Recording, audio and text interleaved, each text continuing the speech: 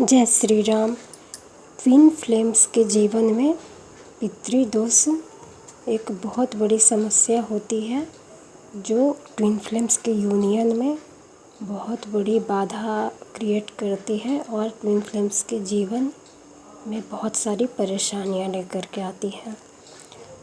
जब तक twin flames के जीवन से पितृदोष खत्म नहीं हो जाता है, तब तक उनका यूनियन होना पॉसिबल नहीं होता है।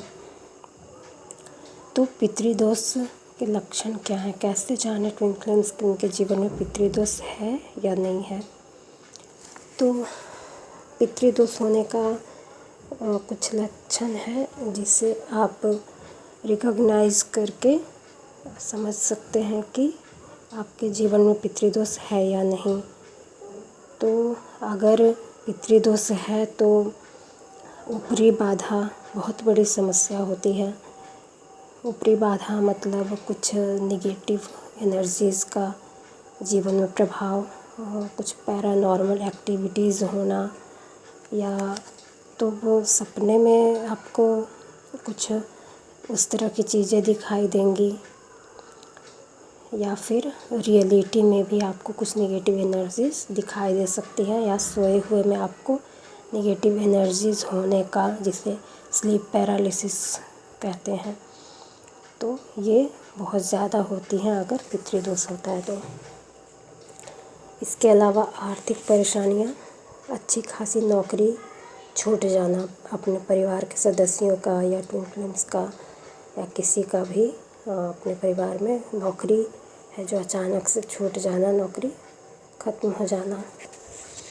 इसके अलावा बीमारियाँ, अचानक से बीमार पड़ जाना, लंबी बीमारियाँ जो होती हैं जिनका कुछ इलाज नहीं समझ में आ रहा है, सारे इलाज करवाने के बावजूद भी बीमारियाँ ठीक नहीं हो रही हैं। और इसके अलावा पारिवारिक कलह, परिवार में आए दिन किसी न किसी रीज़न से झगड़े होते रहना, रिश्तों में खटास, परिवार के लोगों का आपस में रिश्ता सही ना रहना, पति पत्नी का आपस में रिश्ता सही ना रहना, माता पिता के रिश्ते में कड़वाहट। इसके अलावा मेंटल प्रॉब्लम, मानसिक बीमारियां, मानसिक अशांति। और इसके अलावा सपने में सर्प का दिखना। सपने में सर्प अगर आपको भयानक रूप से दिखाई दे, काला सर्प दिखाई दे, या फिर रियलिटी में भी काला सर्प दिखाई दे आप पर अटैक करते हुए या सपने में, तो ये भी पितृदोष का बहुत बड़ा लक्षण है। तो इन सब का उपाय क्या करना चाहिए?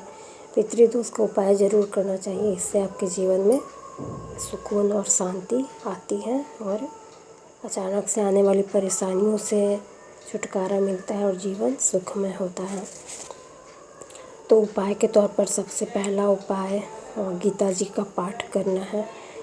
गीता का पाठ करने से पितृओं को सद्गति प्राप्त होती है, वो उच्च लोक को जाते हैं। पाठ करके और प्रार्थना करना चाहिए ईश्वर से कि हमारे पितृओं को सद्गति प्रदान करें। जितने भी जाने अनजाने पितृगण हैं जिनका नाम आपको मालूम हो तो नाम लेकर के उनके लिए प्रार्थना करें, नहीं मालूम हो तो समस्त पितृजनों के उन्नति के लिए, सद्गति के लिए ऐसी प्रार्थना करनी चाहिए। और गीता जी का पाठ आप खास करके इसका अगर पूरा पाठ नहीं कर पाए तो अगर हो सके तो हफ्ता में एक दिन इसका पूरा पाठ करें। अगर नहीं कर पाते हैं, आपको ऑफिस जाना रहता है या फिर घर के काम काज में व्यस्त रहते हैं, नहीं कर पाते हैं, तो डेली गीता जी का 11वां अध्याय, ऐसे तो बहुत लोग सप्तम अध्याय बोलते हैं, सप्तम अध्याय, लेकिन सप्तम अध्याय से ज़्यादा इम्पोर्टेंट 11वें अध्याय का है। गीता जी का 11वां अध्याय जो पितृ लोगों को सद्गति दिलाने के लिए ही है। तो गीता जी का कम से कम 11वां अध्याय का पाठ डेली करें और संडे को गीता जी का पूरा पाठ कर लें, तो पितृों को सद्गति मिलती है। इसके अलावा सूर्य की पूजा, सूर्य को धूप दीप दिखाना, घी, थोड़ा सा घी चढ़ाना, रोली चढ़ाना।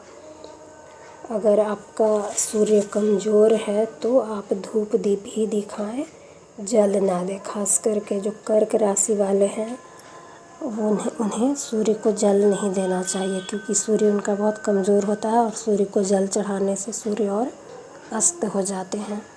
खास करके कर्क राशि वालों में ये देखा गया है। मेरा भी कर्क राशि, तो मैं जब भी सूर्य भगवान को जल देती हूँ तो अगले दिन सूर्य भगवान उगते ही नहीं है, ऐसा बादल छा जाता है। तो फिर मुझे पता चला कि कर्क राशि वालों को जल नहीं देना चाहिए, उन्हें घी का अर्घ देना चाहिए। सूर्य भगवान को थोड़ा सा घी चढ़ाना चाहिए या धूप दीप कपूर दिखाना चाहिए।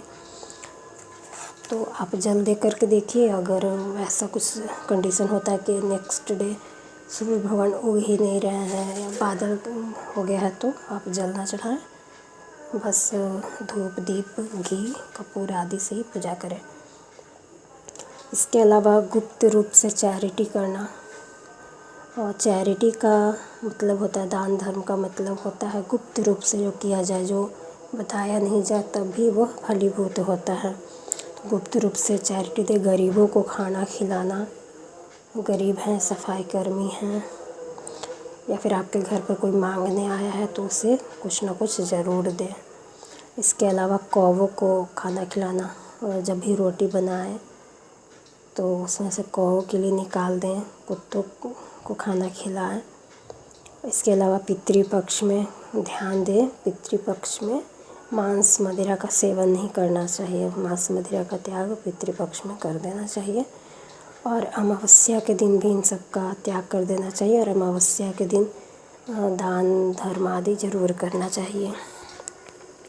तो इससे पितृदोष ख़त्म होते हैं और ट्विन फ्लेम्स के यूनियन के चांसेस बढ़ते हैं।